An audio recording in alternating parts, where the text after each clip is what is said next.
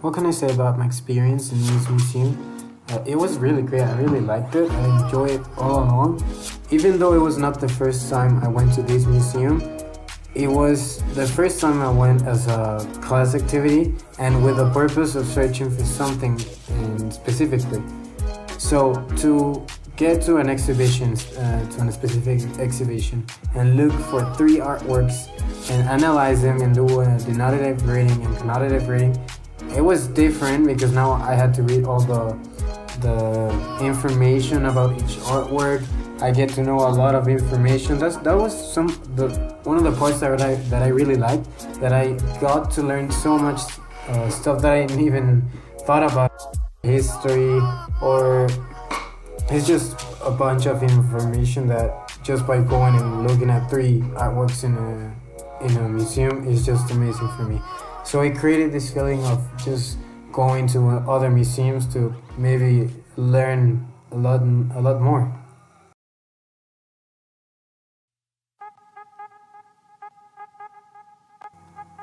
The first sculpture and artwork that I'll be analyzing is Rhodopin on Planche.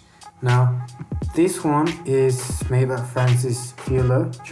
Charles Francis Fuller in Rome, dated 1862.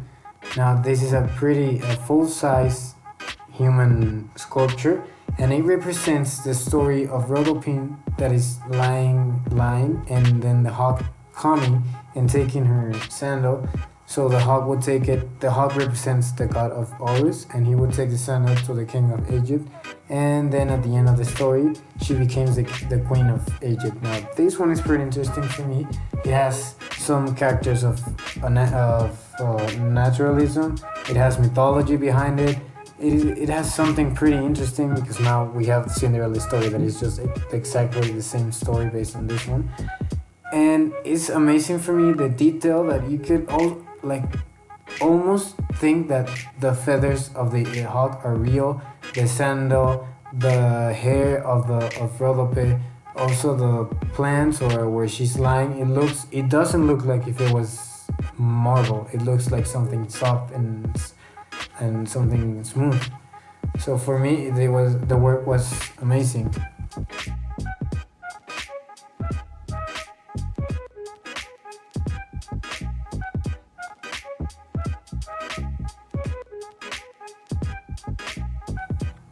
The second sculpture that I'll be analyzing is called The Wrestlers.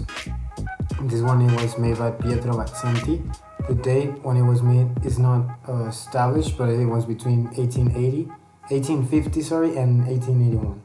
Now this one for me, it was one of my favorites also because it has multiple points of view. It has 2 figures, and it shows the athleticism of the fighters.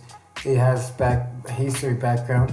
They're fighting in a martial art called pancration that nowadays is coming back, but it was lost.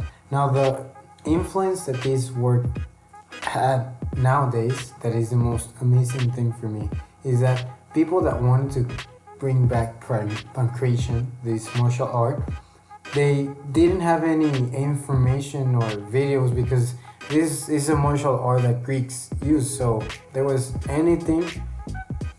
almost nothing that they could use or sources that they could investigate to get this martial art. So they went and searched for art, and art was the biggest influence for people to bring back this martial art.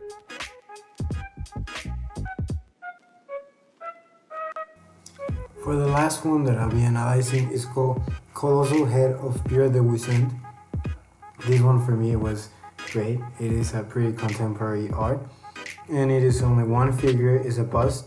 And the objective of this one that the author had, it was to have emotion and to just make the abstraction of the emotion of humans. So that's why he only chose to make the head, and that also took him out of the academics, and it was just a great work.